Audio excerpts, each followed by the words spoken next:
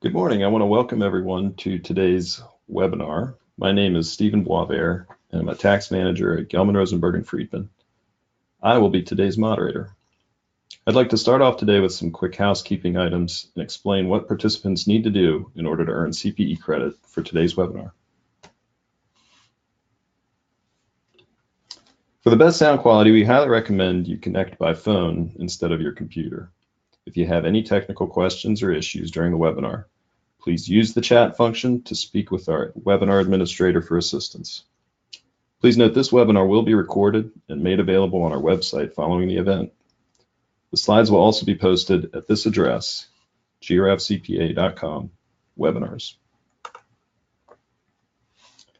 Webinar participants seeking CPE credit for this presentation must complete and submit a short evaluation survey that will appear automatically immediately following the webinar. Please write down the CPE words when they are given. They will not be provided again. Save them until you receive your CPE certificate. You will be asked to recall these words in order to receive credit. If you have an active pop-up blocker, please just take a minute to disable it now so it will not block our survey. Any technical questions about the survey may be addressed to Dominic Acosta at dacosta@grafcpa.com.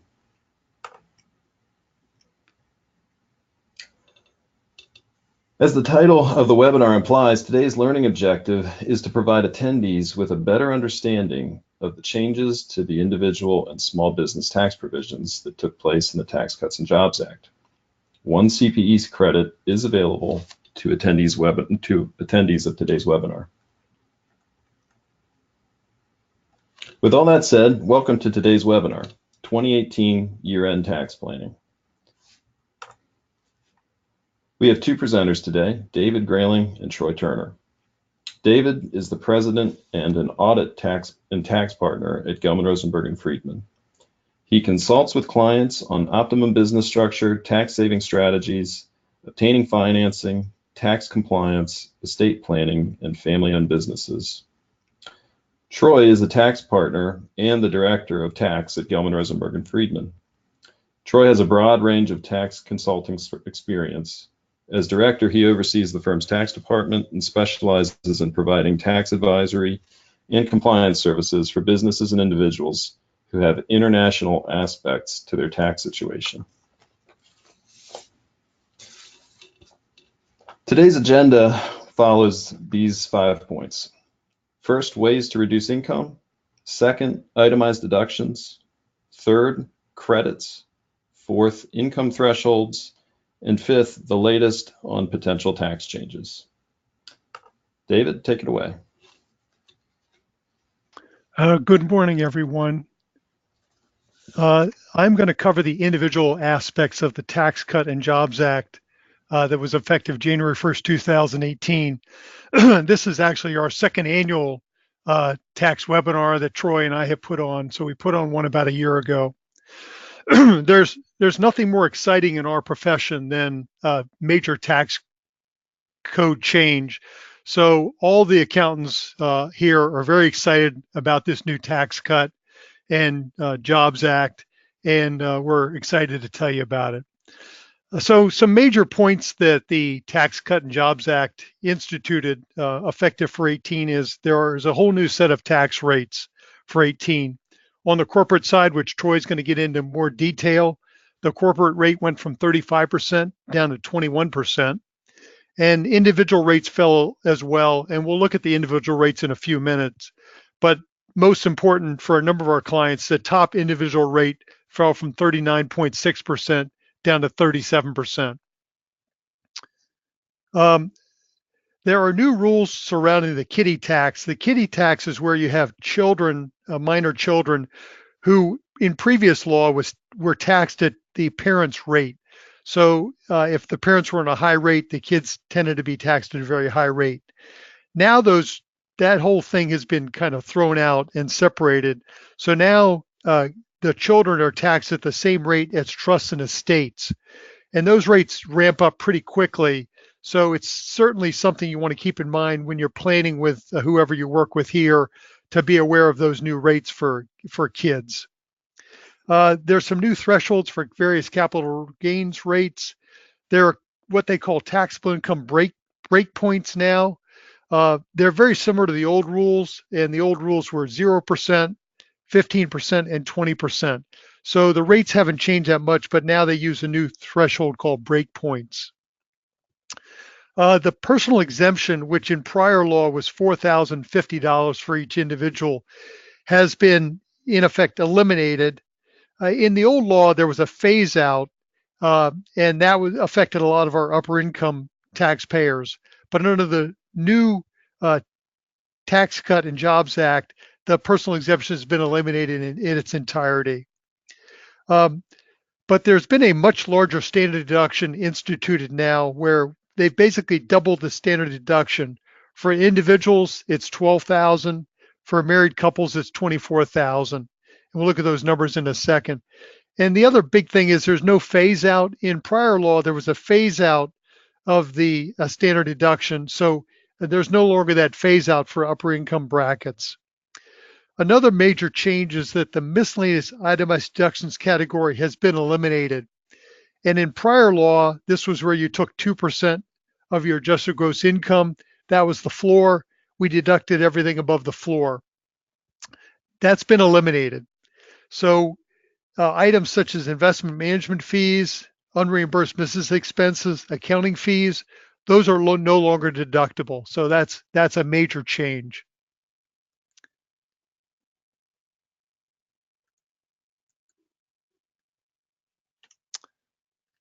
Let's look at standard deduction versus itemized deduction in a little bit more detail now.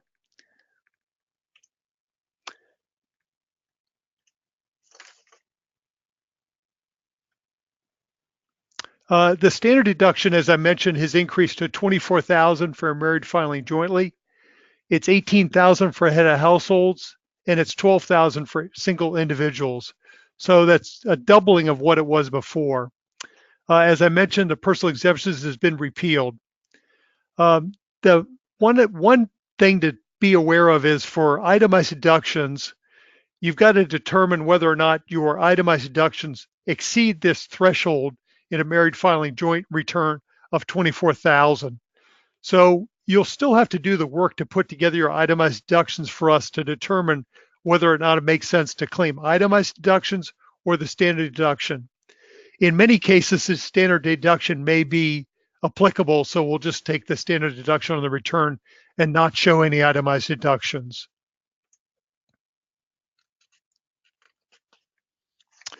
Specific itemized deductions. So for 2018, medical expenses have to exceed 7.5% of your adjusted gross income. Dominique, can you move that? Yeah, there you go. It has to exceed 7.5% of your adjusted gross income. That's the floor. So once it exceeds the 7.5% of adjusted gross income, then you can go ahead and deduct medical expenses. Now this plays into that standard deduction as well. So we'll look at what's your medical expenses and then determine whether or not you're above the standard deduction. One major change is state and local income taxes.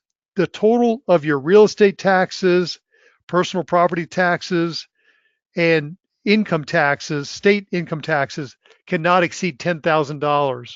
So this is a major change. In prior tax law, we deducted all of those taxes, but now we're capped at $10,000. So this is another argument of why you might fall into the standard deduction versus itemize your deductions for 2018. Another change that was made is in the mortgage interest area. Basically, any new mortgages effective that you took out after December 15, 2017, you're capped at interest of $750,000. So if you have a mortgage for say 1.5 million that you took out after December 15, 2017, we can only deduct interest on $750,000 of that mortgage. Under prior law, we were able to deduct interest on $1 million. Now this is grandfathered, so if you have an existing mortgage that was taken out prior to December 15th, we are still able to deduct interest on $1 million of mortgage interest. If you decided to refinance after December 15, 2017, we can only deduct interest on 750. So that's why I believe we're seeing a lot less refinance activity, is that people want to keep their existing mortgages. Another major change is that home equity loans are only deductible if you use the home equity borrowing for buying, building, or fixing up your residence. And there's no grandfather for this. So if you used your home equity loan for, say, purchasing an automobile in prior years, you can no longer deduct that interest. If you used it to fix up your residence, then it would be deductible. And there's a $100,000 cap on the home equity loans or lines of credit.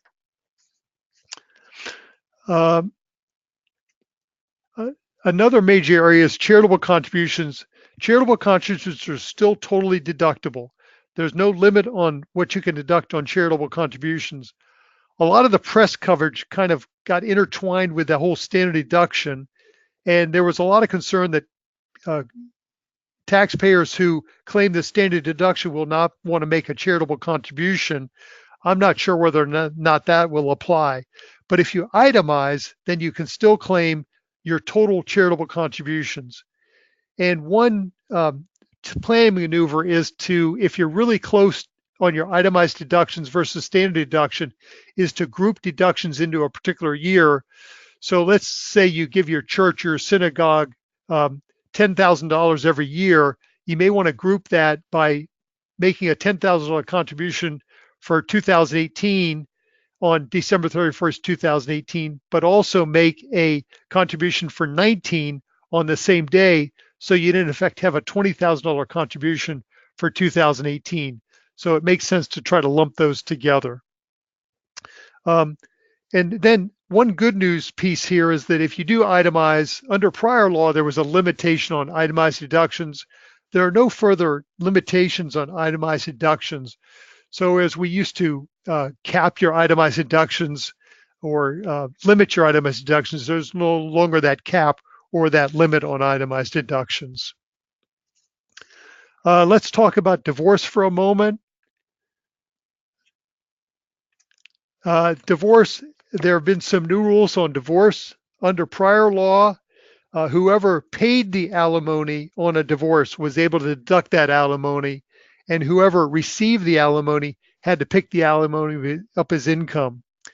Well, IRS had a major problem with this in that there were about 12,000 or 12 million returns that deducted alimony, but there were only about 10 million returns that reported alimony income. So there was a significant tax gap here.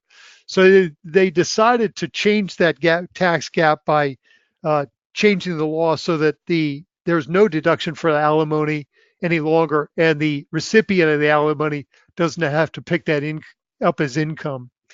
And this is effective December 31st, 2018. So if the divorce is prior to December 31st, 2018, you fall under prior law. If it's after December 31st, 2018, then it's subject to the new law. So it's just something to be aware of if you're coming up to a critical deadline here as of December 31st, 2018 on a divorce.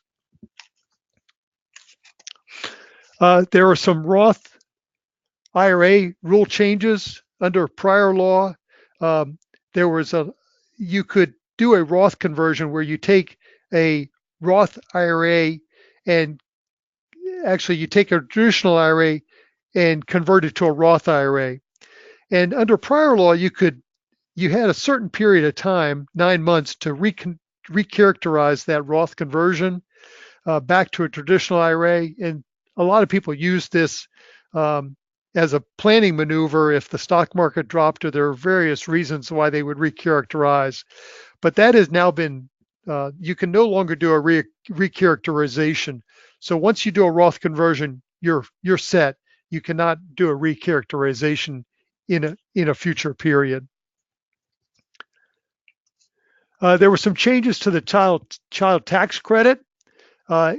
The law increased the child tax credit to $2,000 per qualifying child. In prior law, there was a limitations, income limitations, etc., but there's no income limitations on this. And then $1,400 of this credit is refundable. So even if you pay no tax, you'll still get $1,400 back as a refund as part of the child tax credit.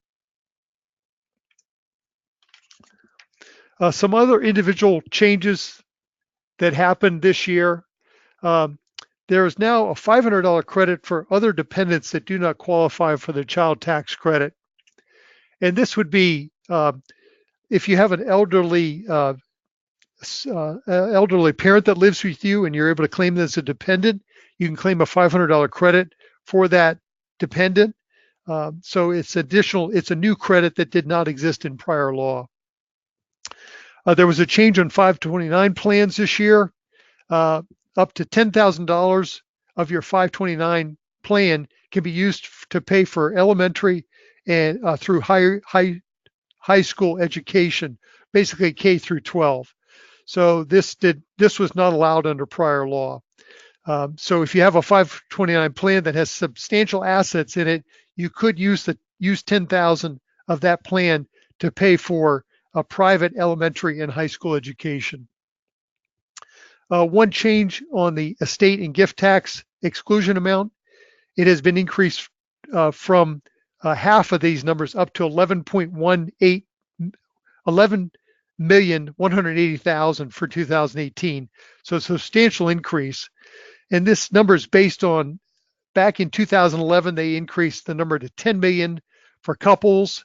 And this has gone up through inflation adjustments up to 11,180,000. And then the one issue is that this higher exemption sunsets back to prior law at December 31st, 2025. In addition, the new law has maintained what we call the step-up basis rules, where upon the death of a taxpayer, the significant assets of the taxpayer receive a step-up in basis. So stocks and bonds, things like that, would receive a step-up in basis.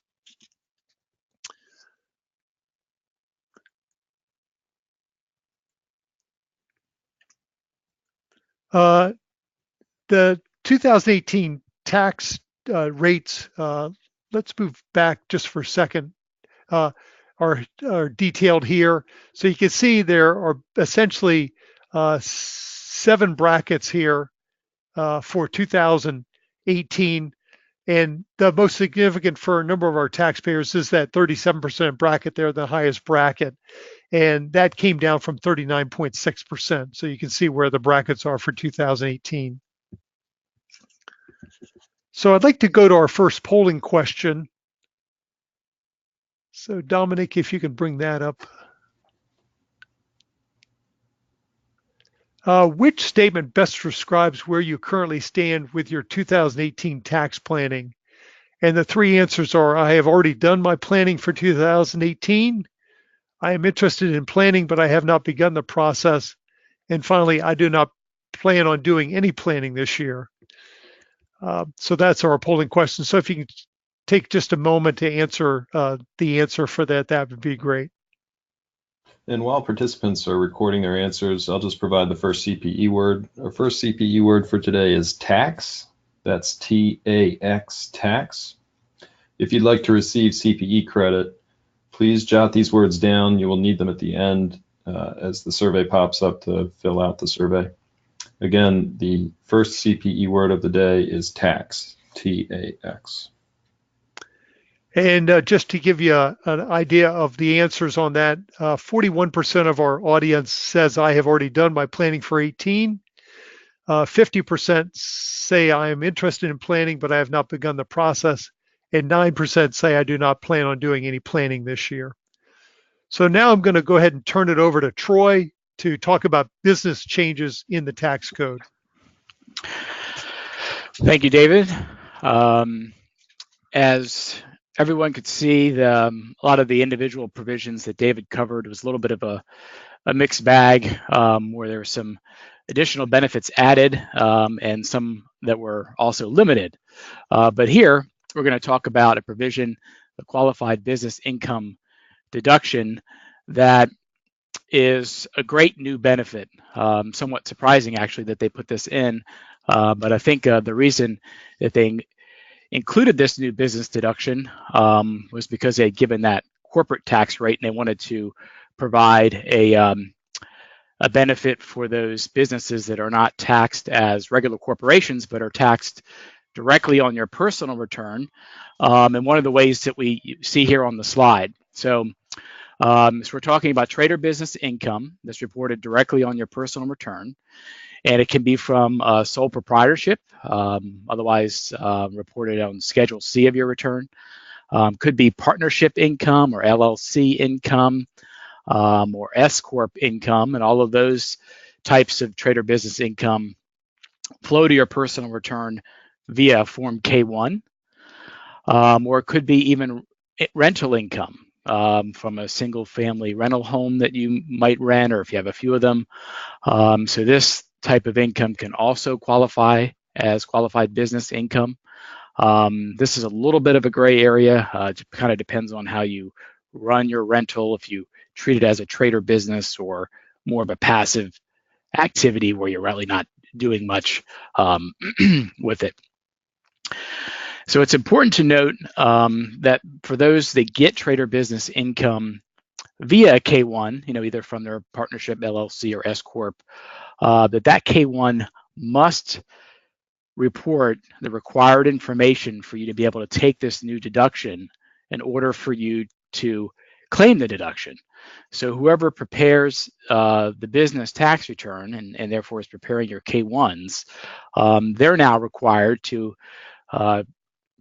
report this income on the K-1, and if they forget to do so or they neglect to do so, then even if it would otherwise qualify, you can't take it. So very important to maybe take a quick look at your K-1s when you get them to see if you can see if the if it has the information on it or not. Of course, if we're doing the returns, we're going to look at it for you, so you don't have to do that. But if it's not there, then this could create a little bit of a delay when we go back to the provider and get an amended K-1.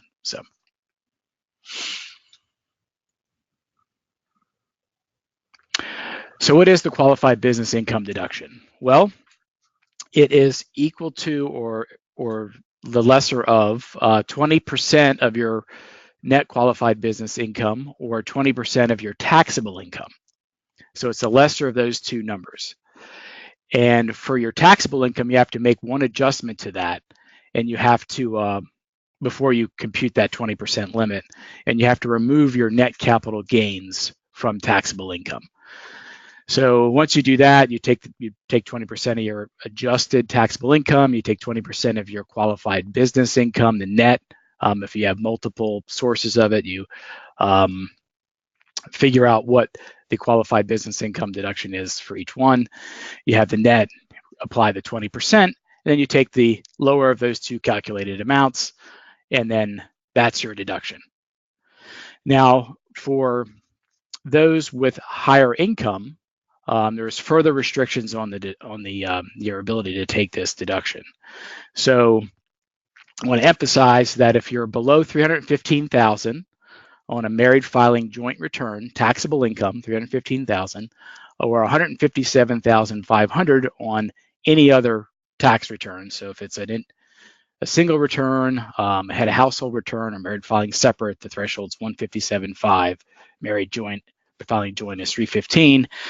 So if taxable income is at or below these levels, then once you've done the math that we just spoke about, the 20% of QBI or 20% of taxable income, and determine which one's lower, then that's the deduction you get. You basically stop the math there, and that's the additional benefit you have on your return. But for those that are above that level, there are additional restrictions. So the first restriction we want to talk about, and this will affect a lot of our clients, is that people who work in specified service areas are not allowed to take this deduction if their income is above those thresholds. So those specified service areas are health, accounting, performing arts, consulting, law, actuarial services, athletes, financial services, and brokerage services, and any other trade or business where the principal asset is the reputation or skill of an owner or employee. Now, this provision, when it initially came out, was quite worrisome, this last one, because that was a very broad category, and you just didn't quite know who was going to fall under that umbrella of a description. But fortunately, in the recent regulations, they came out with some clarity here. It was very beneficial to the taxpayer.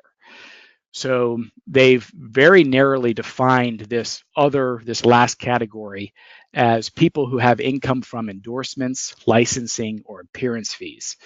So if you don't fall under this other reputation or skill area, then you're okay. So that was a great outcome, because otherwise that was going to be one of the things that we were going to have to analyze for each one of our clients if they were kind of in a general service area.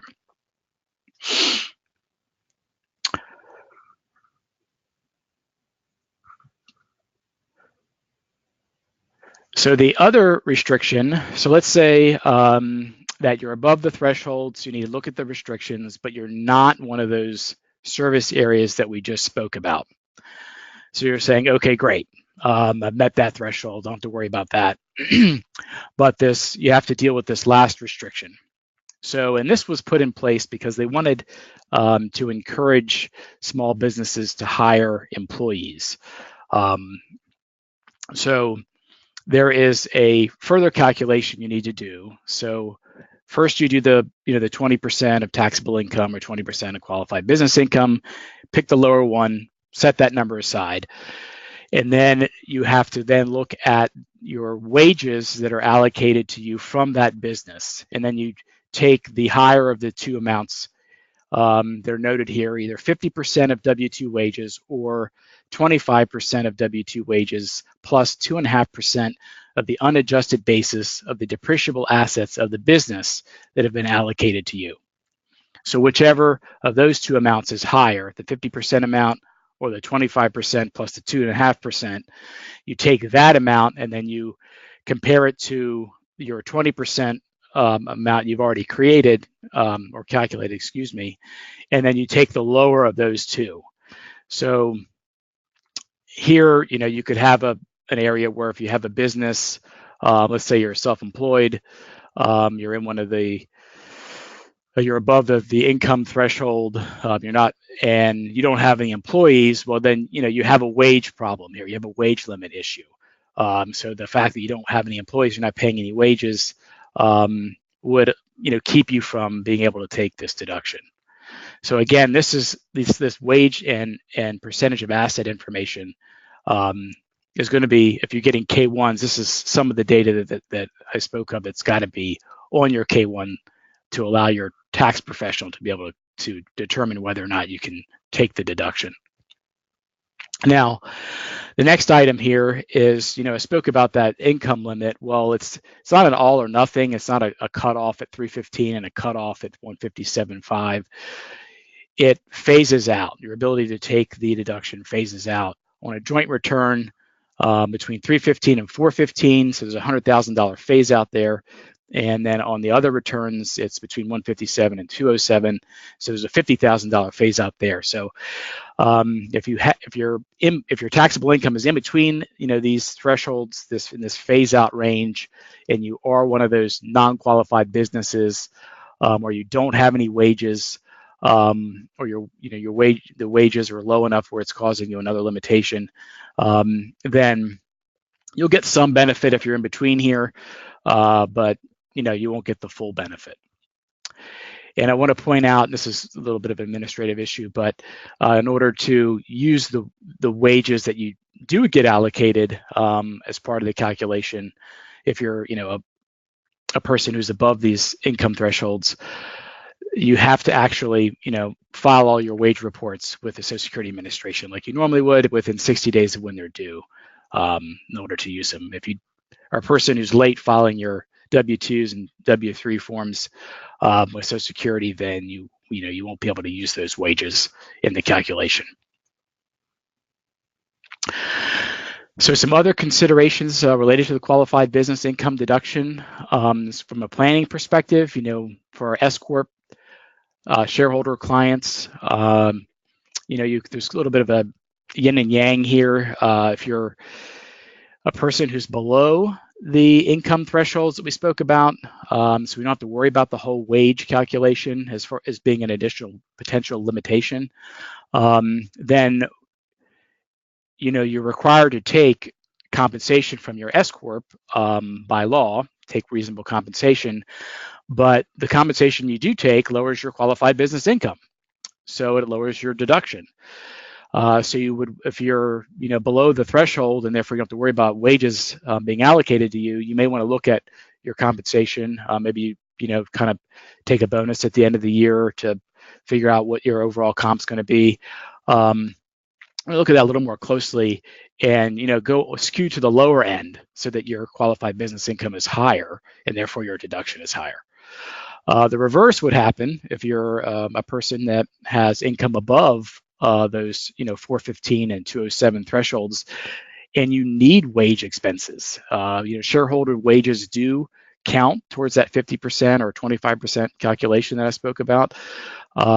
So you need to make sure you're paying yourself enough wages that you're able to get the right deduction. And here there's a little bit of math involved in trying to figure out what the optimum wage payment would be, officer compensation number would be, in order to kind of get the right net income out of the S Corp versus the right wage allocation. So these are things we can help with, and there's still some time to do that. So I want to make you aware of that issue from a planning perspective. Another item is guaranteed payments. These are items, and this is income that's paid to you out of an LLC or a partnership. Usually there's set amounts you get on a monthly basis.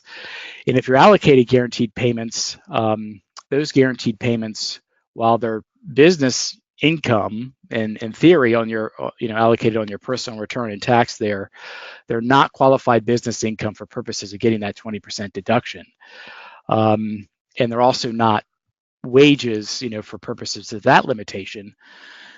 So if you have the ability to change the way your LLC or partnership is allocating income to you, and say reduce or maybe eliminate your guaranteed payments and then just increase the income, the regular trader business income that's allocated to you in your K1, then that will give you a better qualified business income deduction. The regulations that came out recently noted that REIT dividends, which is a special kind of real estate investment, those dividends can qualify as qualified business income. Income from publicly traded partnerships can also qualify as qualified business income. It's important to note that qualified business income does not include foreign income. So this is just domestic income, trader business income.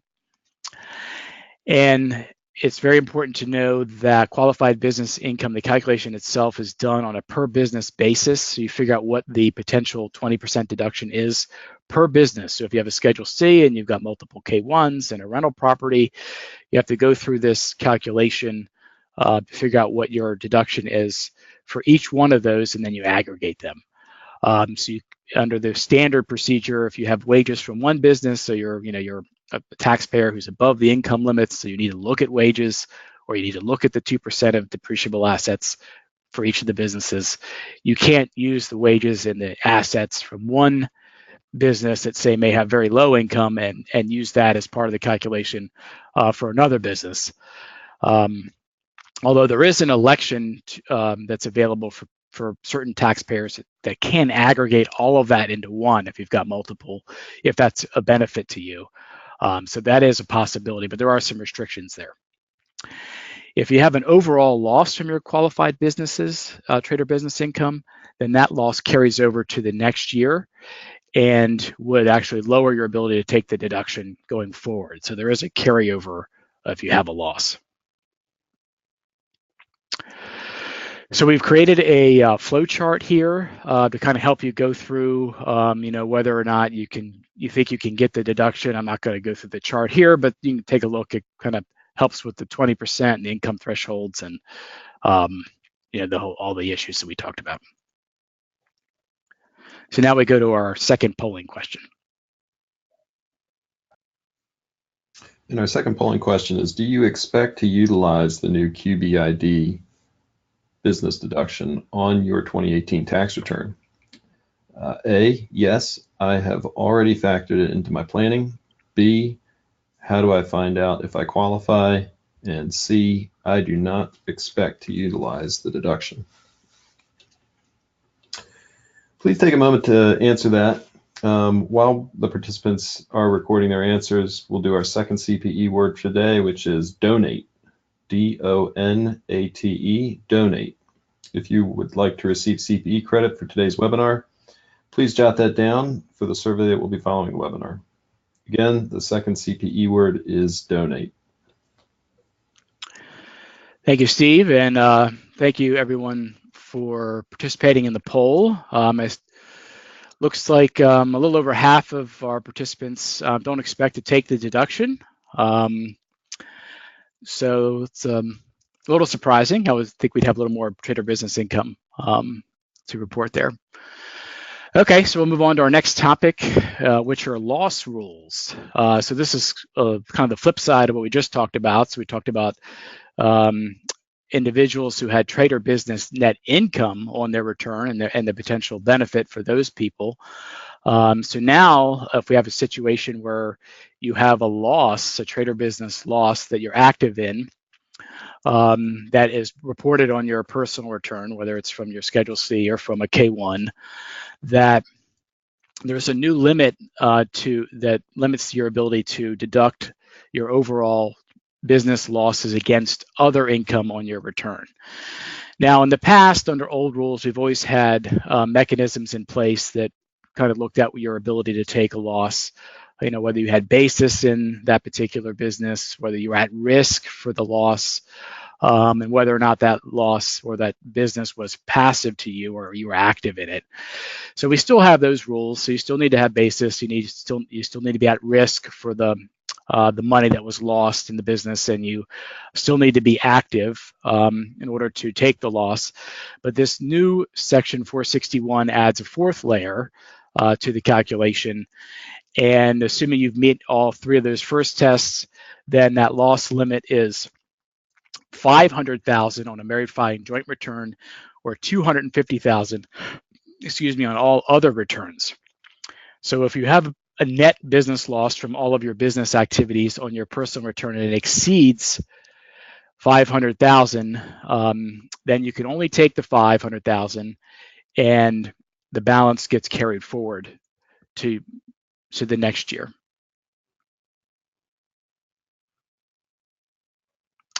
So here's a simple example of the new loss limitation. So we have a married taxpayer.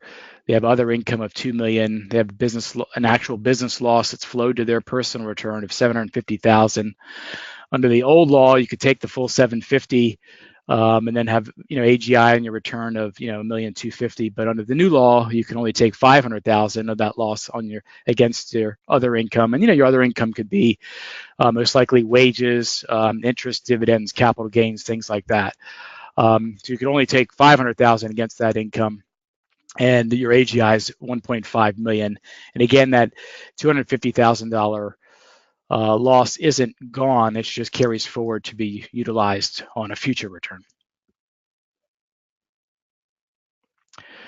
So as David mentioned, for our corporate taxpayers out there that are paying their own taxes right on their C Corp return, one of the really big changes for 2018 was a lowering of the corporate rate from a high of 35% down to a flat rate of 21%. So you'll see the table here shows what used to be the kind of graduated corporate tax rates under the old law, and now it's a flat 21%. So this is a huge change and huge benefit for corporations, and also kind of brings back the regular corporate structure as a more viable option if you're looking to set up a new business. Another new provision for our corporate taxpayers is the NOL deduction. So under the old law, if you had a net operating loss, you could carry that loss back 2 years and recapture taxes that you paid. So if you had income in those prior 2 years, you could carry that loss back and then get a refund. And then if you didn't utilize all of the loss on those 2 old returns, the balance of that loss would carry forward for 20 years to be utilized to offset future income. Or you could just elect to not carry it back and just carry it forward 20 years. So the new law has eliminated the 2-year carryback, and now we just have a carry forward for NOLs, and the carry forward is not limited to 20 years, it's carried forward indefinitely. There's also a limitation under the old law. You could use your NOL to offset all of your income on that current year return, but now you can only use your NOL to offset 80% of your taxable income. So you'd still have 20% of your taxable income to pay tax on. And this 80% limitation only applies to NOLs generated in 2018 going forward. So if you had an NOL from an old year, say 2015, and you still had some of that left, you could utilize 100% of that on a 2018 or 19 return going forward without that 80% limitation.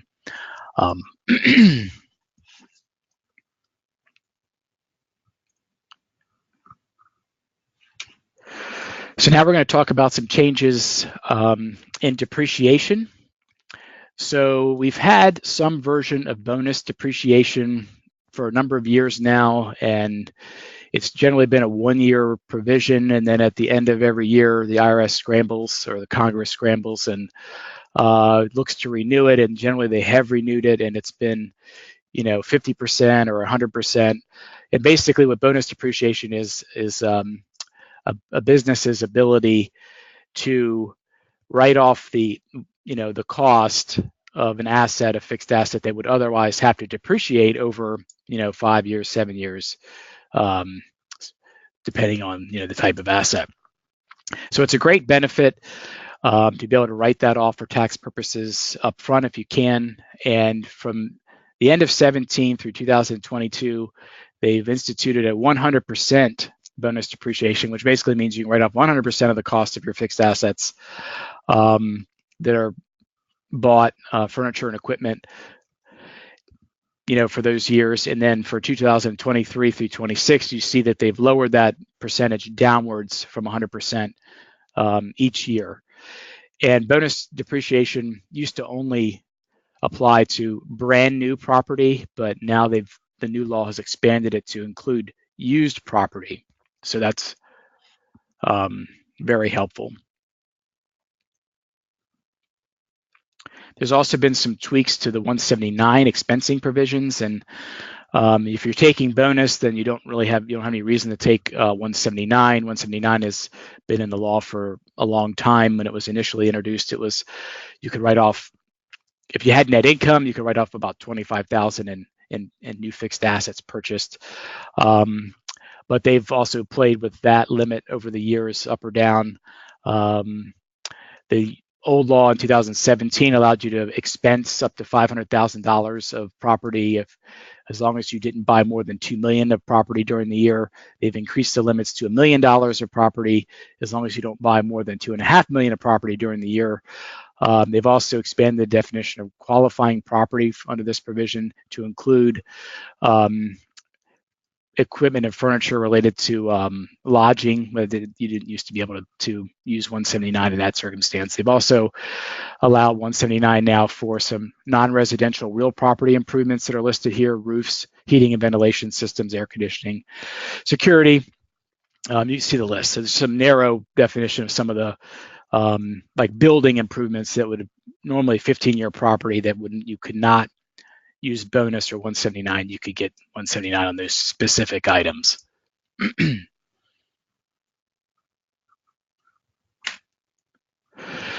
Some other business changes that'll affect a lot of our clients is that they've eliminated the ability to deduct entertainment expenses at all. So before, you could deduct business entertainment at 50% of the cost, but now you can't deduct any business entertainment expenses. They've also now you can't deduct the cost of parking and mass transit, benefits you're providing to your employee. The employee is still a tax-free benefit to the employee, but your cost is not a non-deductible cost. Not sure why they did that. There's some other odds and ends here. Let's see. One that will be a big one is moving expenses. Employers can still pay moving expenses for their employees, but before that was a tax-free benefit to the employee. Now it's a taxable benefit to the employee. Another thing that might affect a handful of clients is that C Corps, so regular corporations, if they wanted to use the cash basis of accounting, generally had to have average revenue of below 5 million on an annual basis. They've increased that revenue limit to 25 million. So normally when our clients, but they were C Corps, they got over the 5 million threshold, you had to automatically switch them to the accrual basis. It's generally better to be under a cash basis for most people because it gives you a little more flexibility for tax planning. So you normally like to be there as long as you can. Now, if you're in the, between the $5 and $25 million area, when it comes to average revenue, you can do an accounting method change and go back to cash basis if you were forced to go to accrual and you didn't want to in a prior year.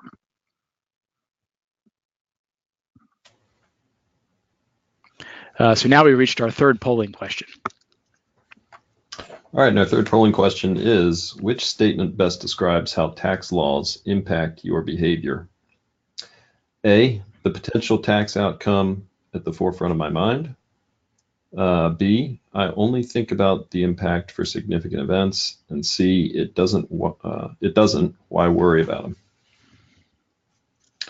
While you're taking a second to respond to the survey question, all participants who need the CPE word, our third CPE word of the day, and our final word is impact. I-M-P-A-C-T, impact. Again, the final CPE word is impact. Okay, thank you for everybody for participating. Looks like the vast majority of you only think about tax laws when they have a significant impact on your return, and that makes sense. And I would certainly qualify this new tax law, especially the qualified business income deduction and some of the planning around, your itemized deductions in that category. So we're certainly here to help if you have any questions there. So before we wrap up today, we just want to get a few questions, and looks like we have about 5 or 6 questions here. So David, we'll start with you. What is the medical expense percentage that applies during 2019? Excellent question. For 2019, the medical percentage is 10%, up from 7.5% in 2018. So they've raised it to 10% for the floor. So your medical expenses are only deductible if they exceed 10% of your adjusted gross income, and if you do itemize your deductions. Very good. Second question for David is the $750,000 limit on mortgage interest adjusted by inflation so that it increases over time? Right. Also a good question. No, they did not have any type of inflation adjustment for that 750. So it'll remain 750 until Congress decides to change it again. So that 750 will stay in place for the next future years. Okay. The next question, Troy, with the lower corporate tax rates, is it now better to be a corporation or a pass-through entity? Yeah, so I think it depends. I mean, I guess first I would like to point you to a webinar that one of our colleagues, Walter Dial, did back in January. There's some slides there. They're on our website, the webinar slides at the very, I'm not sure if they're in the back, but there's a business section. And he has some examples there between effective tax rates on if you have a pass-through versus a C Corp.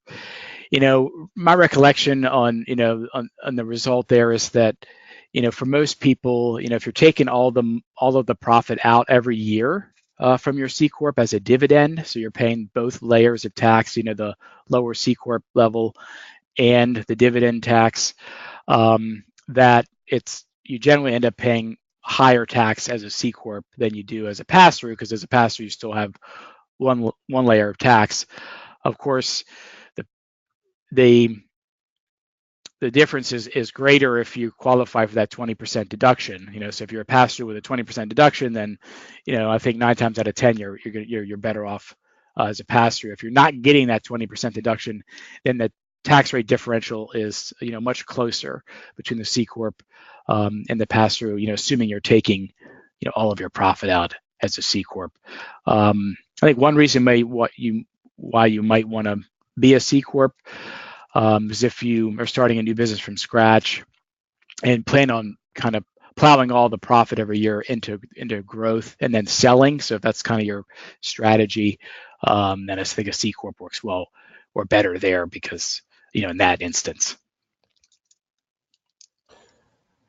Let's see, Troy, another question is, I am a real estate agent. Do I qualify to take the new business deduction?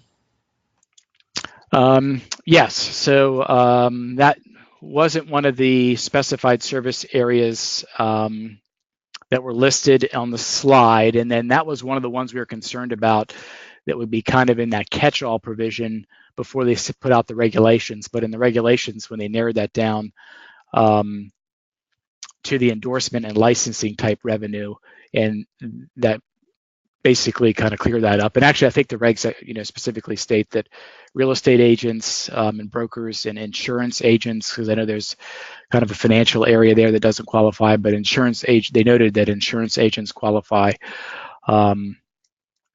So. Very good. So another question for Troy. For a person without business income on their tax return, will all these changes to the rates and itemized deductions lower my taxes or raise them? Yeah, well, of course, that depends. But I've found in a lot of the planning that I've done so far is that if you were a person who was in alternative minimum tax in the past, so for alternative minimum tax, you don't get the benefit of state and local tax deductions. You don't get the benefit of those miscellaneous itemized deductions that were eliminated under the new law. So basically and you don't get personal exemptions. So a lot of the things that the new law eliminated, you weren't getting, for alternative minimum tax purposes anyway. But the new law, of course, lowered tax rates, and also if you have, qualifying children, increase the tax credit and increase the income level for people who qualify for that. So I think if you have kids and you were in AMT, you're kind of in that income range, I think you're going to see lower taxes. If you had an income level that was, much higher, so you weren't paying AMT, then I think it's hit or miss, whether you're going to end up whether losing those state income tax deductions and those miscellaneous itemized deductions, whether that, the lowering of the tax rates, is that greater, than losing the deductions? We'd have to take a look at it and see. Great. So it looks like we have 3 more questions, 2 for Troy and 1 for David. Troy, I'm going to give you a little breather here. David, this one's for you. Do deductible medical expenses subject to the 7.5% limit include insurance premiums paid? Yes, if you paid health insurance premiums or long-term care insurance premiums, those would be deductible as a part of that, creating that 7.5% floor towards deducting your medical expenses. So the answer is yes, they do come into play. Okay, Troy, another question for you. Any clarification on consulting? How about a market research business consulting firm? Yeah, well, that's is a tough one to answer. So market research consulting. Yeah, I'd have to take a look at some of the examples, and I think the consulting area, once they cleared up that other section and made it very specific, that's going to be the gray, one of the bigger gray areas as to whether someone qualifies, for the qualified business income deduction or not. So I'd have to look at that a little bit more closely in order to give some sort of a definitive answer, but we'd be happy to do that, if the person likes. They can just reach out to us later. And one last question for Troy. Are entertainment expenses disallowed for all businesses or just C Corps? Yes, thank you for that question. I should have mentioned that the depreciation provisions that I talked about for bonus in 179 and those other business provisions that I mentioned were not just limited to C Corps. They would have been limited to or affect all businesses. So the answer is the non-deductibility of entertainment expenses affects all businesses. All right, well, that's all the questions we have time for today. Before we wrap up, let's see, with that, GRF would like to thank everyone for attending today's webinar. We encourage you to always check our website for upcoming events and updates, www.grfcpa.com/resources/events. If you have any additional questions after today's program, please don't hesitate to reach out to us. Our contact information appears here. And please remember to complete the emailed survey that follows if you would like to earn CPE credit for attending today's webinar. Thank you again for attending, and have a great day.